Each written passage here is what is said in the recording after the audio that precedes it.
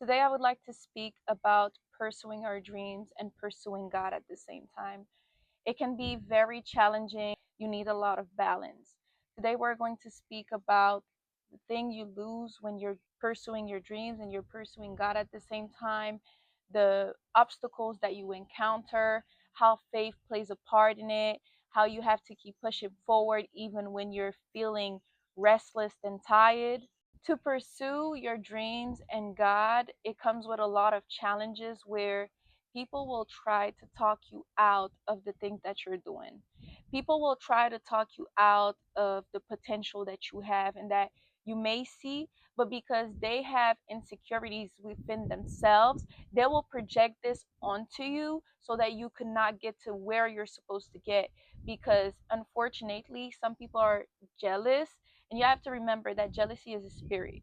Jealousy, anger, ego, sadness is just the spirit. Is the devil striking at you through other people? And some people do not have an understanding of how the devil strikes. That's why we say Ephesians 6, verse 12, we do not wrestle against flesh and blood, but we wrestle against the ruler of principalities, the authorities of darkness. You have to remember that there is always a spirit behind someone that has wickedness, that has envy, or that has certain actions towards you. A lot of the time, in the pursuit of dream and God, you have to silence the outside noise. You have to sit down in silence, and sometimes it means that you're going to have to shut people down, and you're going to have to actually remove certain people out of your life, because some of these people, they do not benefit you whatsoever, aside from trying to make you feel that your potential is not what you know it is. Like I said, some of these people, once they know that you can reach a certain level in life, they do not want you to be up there, because they think that you're going to leave them. They think that there is going to make them feel less of a person because of the achievement that you're having. And it's very sad, because it says a lot about how people see things in this society. That's when we grow stronger in our faith, and that's when we grow stronger in our purpose.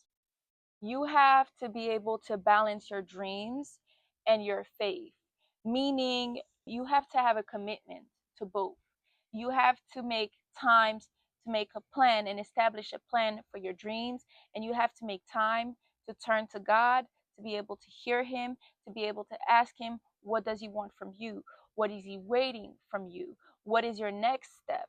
Unfortunately, a lot of people sometimes, they have God speaking to them, and God is speaking very clearly, and they are being stubborn. They don't want to believe what God is telling them, because they think that they know what's better for them, when God knows what's best for you and better for you. And people find themselves in situations because they did not hear or listen to God's voice, when you know he said something very clearly to you, such as, do not do this because this will lead you to this. Or he gave you a vision of you being in a place of depression, of sadness, of these different things, but you wasn't able to take in his words. You wasn't able to be in his words, because being in his words, it means you're soaking off his words, you're applicating it every single day, and now you're reflecting him every single day. The goal in life is to sanctify yourselves, meaning we're going to be tempted, we're going to sometimes fall, but the truth of the matter is, we have to do everything in our power to not fall anymore.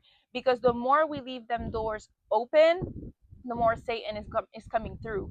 And you know that if you close all of these doors, Satan will flee from you. He will run away.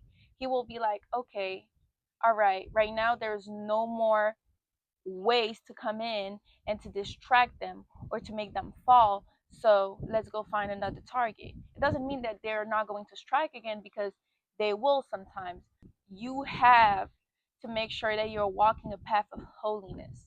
You have to make sure that you are aligning your words and the dreams that you're having with what God wants from you, and with what God has said, which is his last commandments in the Bible. You have to establish a routine with God where you go and have Bible study, you have a moment of prayer, you have a moment of conversation, you speak with him, you ask him, hey, should I do this? And if you have no response, you wait for the response. You don't go and just make irrational decisions, because the thing is, sometimes we just want things right away, right away, right away.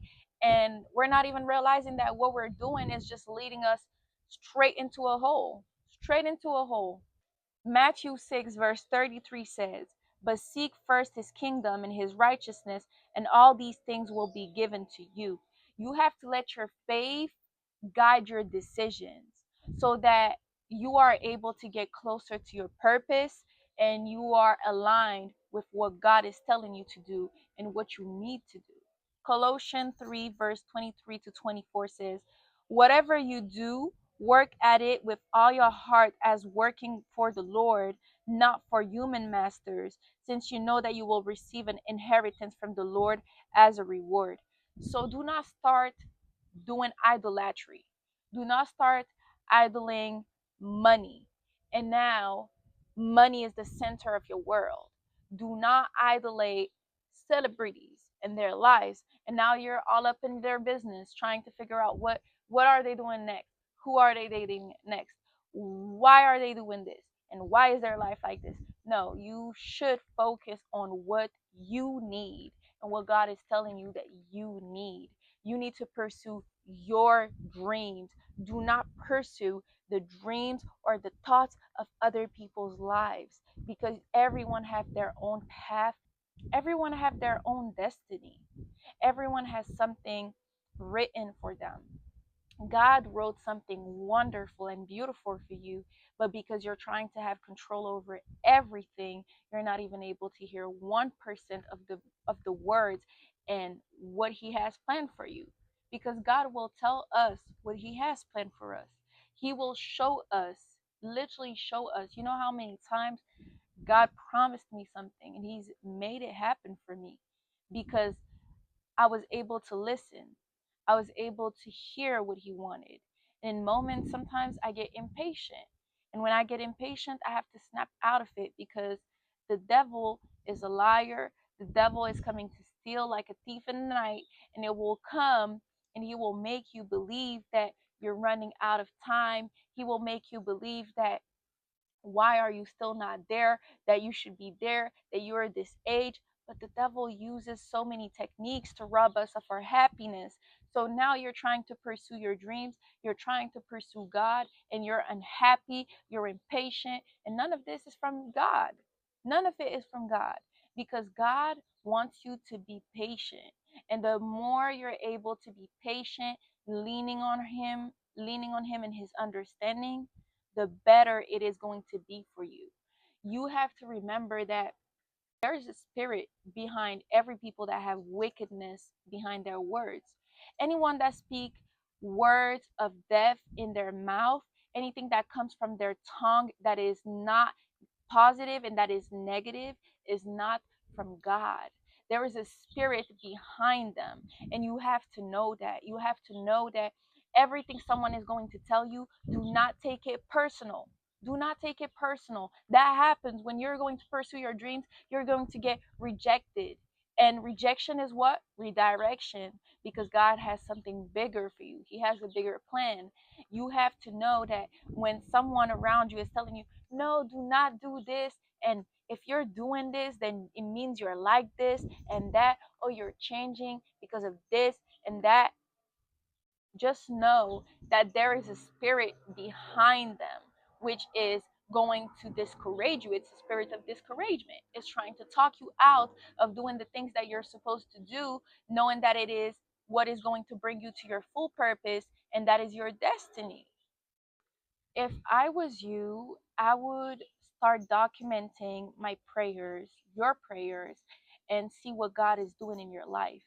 I do that where I write down what God is sending my way in terms of opportunities and what He has confirmed. And as long as I keep seeing them coming my way, I know He will make it happen. It's just a matter of time. And sometimes He tests our patience. Sometimes he sees if we're going to be listening to him, if we're going to lean on him and not our own understanding, and not being stubborn, and not trying to have a hold of everything to the point where we're driving ourselves crazy. James 1 verse 5 says, "If any of you lacks wisdom, you should ask God, who gives generously to all without finding fault, and it will be given to you." God has promised us so many beautiful things. If you're lacking something, and if you're needing an aspect of your life that needs reinforcement, that needs more work, then ask God and he will give you. He is generous. It says on James 1 verse 5, "Who gives generously to all without finding fault." Who gives? God. You should ask God, it says. So just remember that in moments where you're facing difficulties, where you're facing isolation or losses, you have to ask him for that strength. We can't just be leaning on what we think we know, because we don't know.